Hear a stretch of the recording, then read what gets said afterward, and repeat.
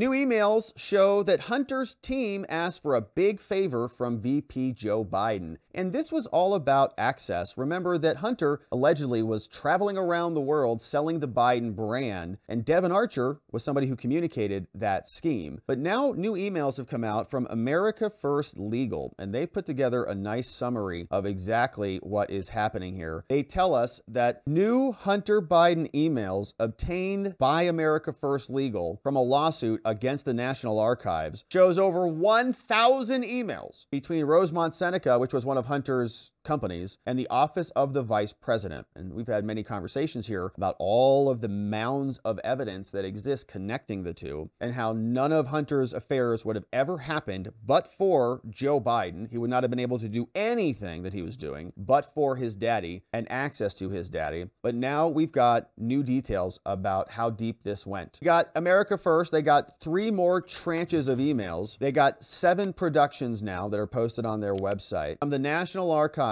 and their response to their lawsuit. We'll take a look at a couple of them. Documents show that there were a staggering number of emails between Rosemont Seneca, which is not a government entity, and the office of the vice president, revealing further evidence that there was no separation at all between Hunter's private business dealings and the official business of the Obama-Biden White House. Didn't exist. Rosemont Seneca frequently used the Biden name to gain access and favors from the White House. The documents also reveal further evidence of Hunter's influence in the official office of the vice president. Hunter had the ability to direct correspondence, plan guest lists, look, for state dinners and receptions. You know how important that is to go to a state dinner if you're an international business person? How valuable that is, what somebody would pay for that? And bring people into the White House at his discretion. This evidence further calls into question Joe Biden's claims he was never involved. So here we see that they say at americafirstlegal.org, Rosemont Seneca, one of the companies, was merely the private arm of the vice president. And we see here the sheer volume of emails exchanged between Hunter and his associates is telling. Since their last release, NARA has processed another 861 emails that were sent or received between January 2011 and December 2013, which of course that's when Joe is in the VP's office. So this looks like it's a document from NARA. We've got 3 rows here. Segment 5, emails including the company name, Rosemont Seneca. So that's a batch from January 2011 to March 2011, April 2011 to May 2011, and July to December 2013. So 3 batches have come over, all containing the name Rosemont Seneca. 861 emails, Vice President's office,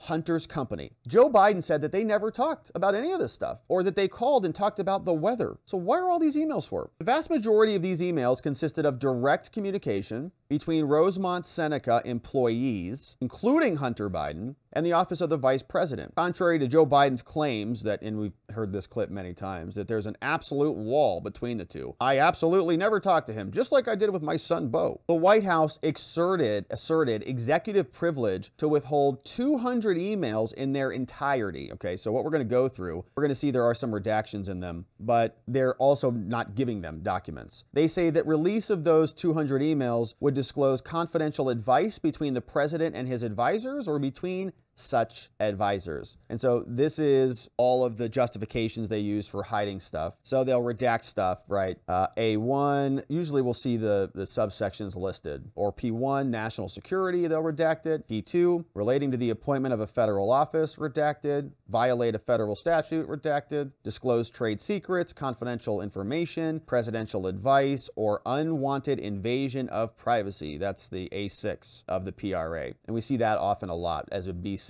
on the FOIA stuff. Personal record, misfile, defined in accordance. Okay, this is how they'll cover up some of the stuff in the actual emails. But this alone, it's like the media should just be outraged about this. Why is Hunter's company emailing the president, Karine, the vice president at the time? You said none of that happened at all. Emails obtained reveal the broad access that Hunter enjoyed to the official government channels while Daddy was VP. Below are just a few examples of how Hunter had free reign in directing the use of these government resources. messages. Even though he had no official role in the Obama-Biden administration, Hunter was intimately involved in planning for high-profile White House events. All of these different meetings. January 2011, China State Luncheon. Remember, he was doing business in China, and this looks like an email. In accordance with the letter, this letter constitutes formal notice. This is a letter from the National Archives here, sent via email March 28, 2023. This letter constitutes a formal notice from the National Archives to the incumbent president of our intent to open Biden's presidential records in response to a FOIA request. This material, 197 emails, 9 electronic files, 405 textual pages, 209 images, has been reviewed for the 6 restrictive categories, including confidential communications, got that one, and federal appointments. These records were also reviewed for all exemptions. As a result of this review, 140 emails, 7 electronic files, 222 pages in whole, 11 email messages, 2 pages have been restricted. What are those restrictions? I would imagine these are not national security issues, because why would Rosemont Seneca and Hunter be involved in any of that type of stuff? That would be illegal. Therefore, NARA is proposing to open the remaining 46 messages, 2 files, 181 pages, 209 images, 11 emails, and 2 pages that do not require any other limits. We're also currently informing all of Joe Biden's representatives, all of his lawyers, Leonard, Garland, Remus, President Obama's representatives, Anita Breckenridge, Bob Bauer, Emily Blakemore, of our intent to release the records, and we'll release them later after that. If you have any questions about it, let us know. That's NARA restricting a bunch of this stuff because my privacy. So that's just one sample of this, okay? He's also apparently was working for the German Chancellor to set up the ceremony for the German Chancellor at the state meeting, UK, Turkey state luncheon 2013, state dinner in France 2014. Here's another document. It says this researcher submitted a FOIA request for this case number, 184 messages, 129 messages. Okay, so this first column is the total number of material that came in. This is the number of materials that were restricted, which is a huge portion. 129 emails redacted out of 184 total. In this one case, FOIA request case number. They'll, file a FOIA request, open up a case,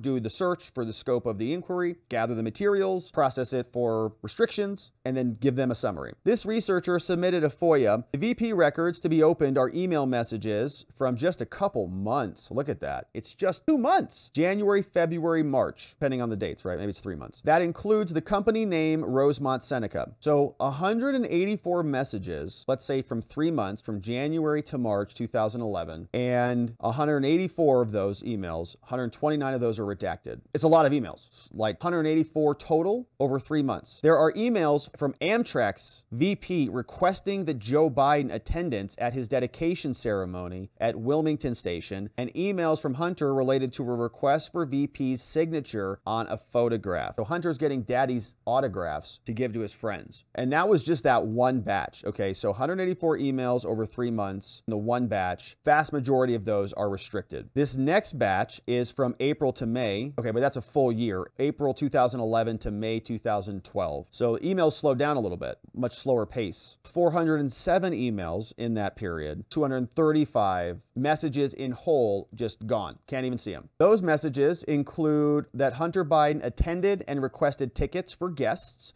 Oh, Hunter is getting tickets for guests to the White House Easter egg roll, and also got tickets to the state arrival ceremony for the Chancellor of the Federal Republic of Germany, Angela Merkel. Also guest lists from 2009-2011, St. Patrick's Day, UK state dinner, state visit. And Hunter's palling around with a bunch of people here, right? Literally getting them access to dad and sending emails, hundreds of emails. Email messages related to the UK state dinner, state visit also include biographies and seating assignments, event memoranda, Dr. Jill Biden's schedule for March. Also email messages from Hunter Biden's request for VP's signature on photographs, and a request for a letter from President Biden for survivors of the Franklin. So that was another batch, right? That's one FOIA. We've got another one. This one's July 2012 to December 2013. All emails including Rosemont Seneca. 270 messages from that time. 153 of those gone in whole. Why? The researchers submitted a FOIA request. The email messages include guest lists for the Turkey State Luncheon, France State Dinner Hunter Biden attended. Also emails related to Hunter Biden's selection to serve in the Navy Reserve, an invitation to Hunter for the Medal of Freedom ceremony. Messages include an external invitation for VP Biden to attend a UCLA event for Dr. Biden and to participate in the World Foods Program, and so on. Now, Hunter and his associates at Rosemont, they say they frequently use Biden to gain access to the White House. Here's just one email. On December 18, 2013, a lobbyist, a guy by the name of Doug Davenport, he reached out to Hunter's business partner. He says, oh man, who do I know? He calls Eric Sherwin. He says, hey, Eric, yo, you got any last minute Christmas tickets for the White House tour? I got this guy from Apple. Even those familiar with Rosemont Seneca knew that they could get this done. So here's the email, and we've got a redaction on this one. This says, Doug Davenport, on December 18, 2013, VP Joe's in office. Doug Davenport, his email is redacted. Hey guys, I'm in a bad spot. I have a guy from Apple who is dying to take his 4 colleagues on a regular White House tour, see the tree, etc. this Friday. I know it's way short notice, but I would owe you my life if you could tell me any way possible to get my hands on some public tour tickets for this Friday. Or am I just way out of line? This is from Doug Davenport, a lobbyist.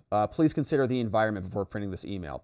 So here's what they say. Hey, Doug, may be too late from a vetting purpose, but I'm copying Katie to see if it is all possible. This email comes from Eric Sherwin, Rosemont Seneca Partners. Eric Sherwin was like, you know, the businessman for the entire Biden crime family. Copying Katie to see if this is all possible. Katie, can you check with our friends over there, you know, in the White House? Can you check with our friends, Daddy? So Eric told Davenport that the only way a tour would be possible would be to get them to the front of the line. Eric responds, he says, yo, Doug, yes, you do need it for the public tour if they're going to the front of the line, which is the only way we can get it done. Rosemont Seneca says they then directly contacted, look, Rosemont, Hunter's company, then contacted the office of the vice president to confirm the last minute Christmas tour as a big favor to Hunter. As a big favor to Hunter. Oh. So here, this email sent Thursday, December 19th, 2023. Christmas is right around the corner. The kids are getting excited. This comes from Katie Dodge at Rosemont Seneca Partners, and it's a message to somebody named Kellen Suber. Forward, a Christmas miracle?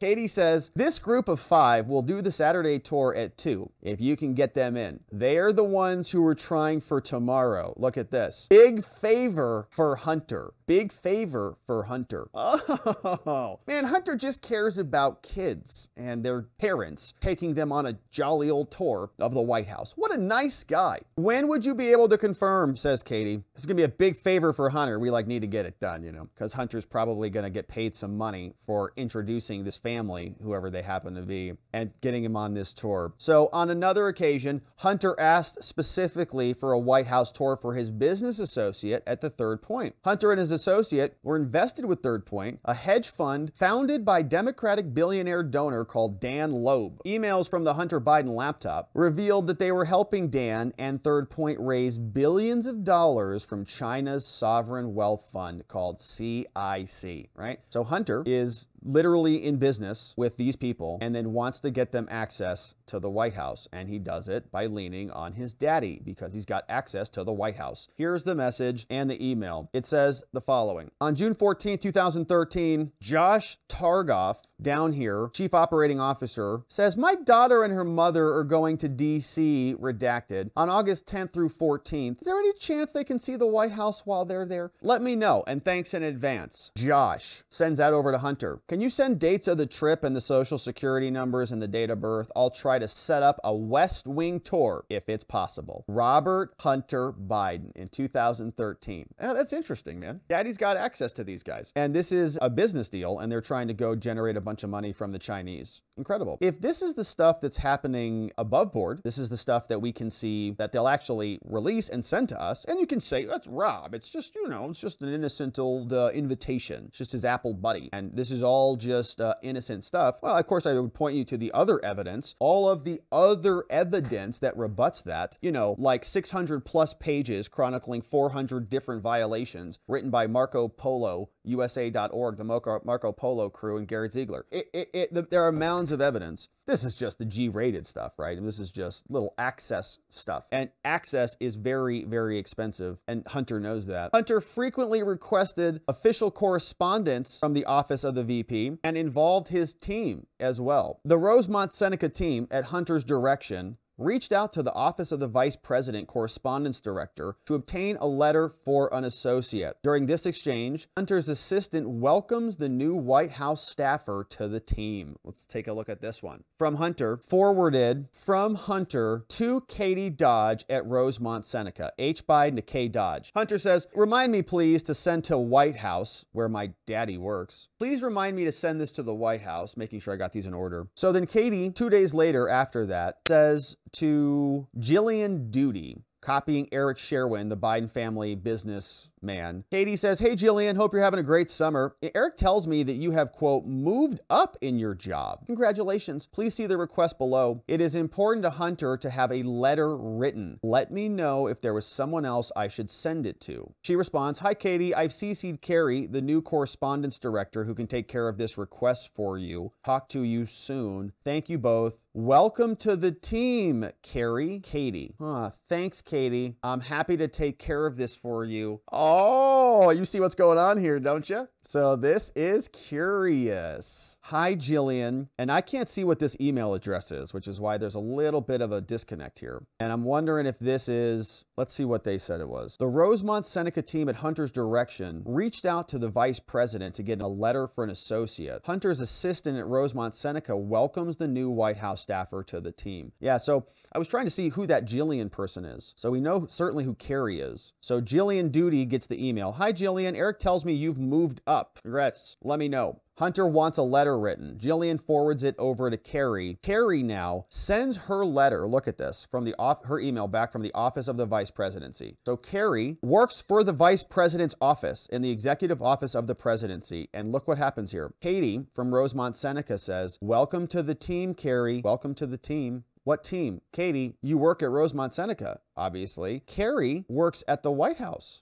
So why are you saying welcome to the team? You work at two different places. That you don't work together, right? I think you don't work at two different places, totally. And so welcome to the team. And guess what? Carrie says, thanks, Katie. Great to be here. I'm happy to take care of this for you. Separation, you know, a wall of separation. Joe Biden and they don't do anything. But I think they're working on the same team. There's no doubt about that as they communicate it to us. Welcome to the team. Great to be on the team. Now, what's different for us is because, you know, normally, like if you're on the same team, you're going to use the same email address. Like if you work at the same organization or whatever, but she works for the president's office and he works for the other, Katie works for Hunter's son. No separation at all. In fact, they don't even talk about that way. More disgusting collusion there between Biden and his son's companies. These records further confirm never a wall between these two people. There was extensive commingling between them, hundreds of emails. America First Legal is going to continue to share on this, and you can go here to their website to read the rest of the productions. Shout out to the America First Legal team and their general counsel. Here's a statement from somebody who's hard at work on this, Gene Hamilton at America First Legal, aflegal.org. He says,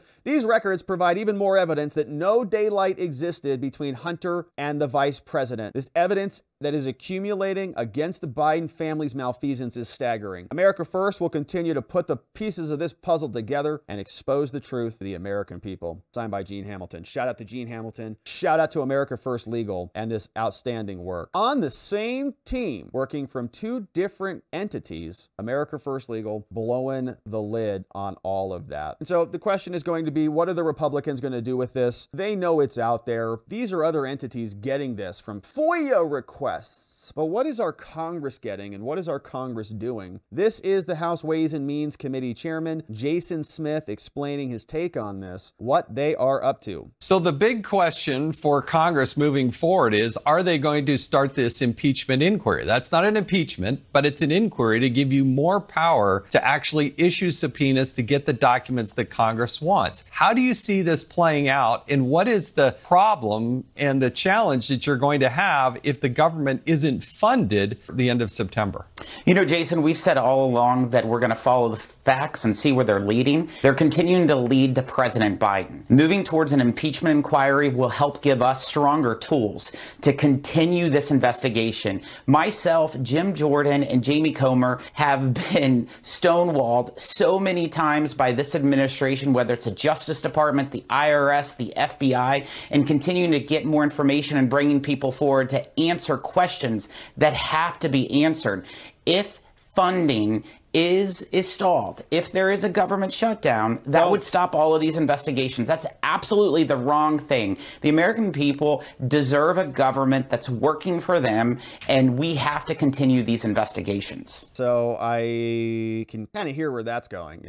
You want us to continue to send our letters. How much money do you need to type up and send a letter, for crying out loud? I mean, it's not that much work. I'll do it for you. Just let me know. If the government shuts down, I'll tell you what. We'll send the letters. But that is not an excuse to stop the investigation. Government shutdown, panic again, like always. So we'll see if they actually do anything about it. An impeachment inquiry is, a good start. This is what Representative Comer had to say about it. He posted this over on the X. He said the following: the GOP oversight has followed the money. We've heard directly from the Biden family business partners. We've uncovered undeniable evidence of corruption at the highest levels of our government everywhere. It's disgusting. We aren't done. Americans deserve accountability, and POTUS won't get a free pass. This is Comer. Well, Devin Archer is going to jail. So unfortunately, the transcribed interview is probably all we're going to get from Devin Archer. I predict Bob Alinsky will be in front of the House Oversight Committee within the next 4 weeks. We're working on a pretty substantive hearing in late September. He certainly has a very good chance of being a major part of that. And the other characters, Eric Sherwin and all the other people that were involved in some of the LLCs, we're going to try to have depositions with most of them. So yeah, maybe Hunter Biden? Hunter Biden's welcome to come to the Oversight Committee anytime. We'll drop everything and let him clear his good name if he wants. But thus far, the Biden attorneys have done nothing but block, obstruct,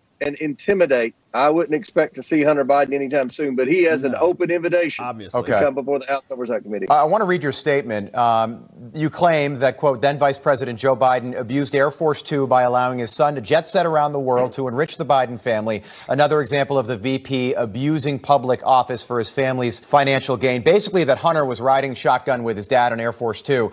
Is the next step launching an impeachment inquiry in the House this September? Well, that'll be Kevin McCarthy's decision, but I would predict that we'll have an impeachment inquiry in September. Look, I think our colleagues in the House realize that this is a serious offense. We're in September now. What the Bidens have been doing, they've been selling access to our federal government. We have a president that is more than likely compromised because of the millions of dollars he's taken from countries like China, Ukraine, and Russia. So I think there's overwhelming support now within our conference to move forward. But with these flight logs, look, Joe Biden hasn't been honest with the American people on a lot of things, right? Especially how many times his son flew on Air Force Two. What we're doing now, we have the bank records, emails. We have the communication, we have the sworn testimony from Devin Archer. Now we're putting a timeline together to see if, in fact, when Joe Biden visited some of these corrupt countries where they were wiring his family millions of dollars, was Hunter Biden on that plane? Did he want to be seen with his son and wink at the